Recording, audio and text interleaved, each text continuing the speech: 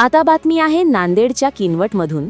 मौजे परोटी, सहस्त्रकुंड, वाळकी, रोडनाईक तांडा व पांगरी शिवारातील शेतकऱ्यांनी रब्बी हंगामातील पिकांसाठी सुरळीत वीज पुरवठा करण्याची मागणी करत तीव्र आंदोलनाचा इशारा दिलाय।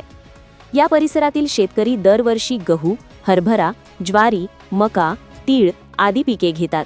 मागील काही वर्षांपासून 18 तास 3 फेज वीज पुरवठा मिळत असल्यामुळे सिंचन व्यवस्थित होत होते। मात्र यंदा वीज वितरण कंपनीकडून पुरेशा प्रमाणात 3 फेज वीज मिळत नसल्याने पिकांना पाणी देता येत नाही। सध्या पिके हातातोंडाशी आलेली असताना पाण्याअभावी ती वाळण्याची भीती निर्माण झाली आहे।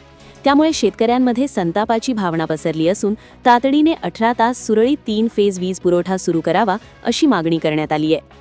या संदर्भात शेतकऱ्यांनी संबंधित वीज वितरण कंपनीच्या माननीय कनिष्ठ अभियंत्यांना निवेदन देत उद्यापासून पूर्ववत वीज पुरवठा सुरू न झाल्यास 26 फेब्रुवारीपासून वीज वितरण कार्यालयासमोर आमरण उपोषण व आंदोलन छेडण्यात येईल असा इशारा दिला आहे।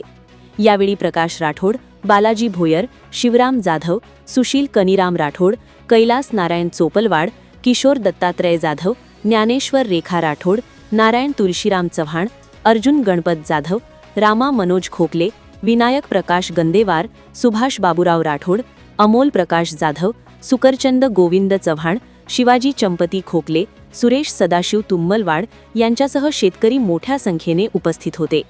Bureau report, GK news, Kinwat, Nanded. तुम्ही पाहत आहात महाराष्ट्राच्या कुशीतलं GK न्यूज मराठी, सात जनतेची, भूमी महाराष्ट्राची।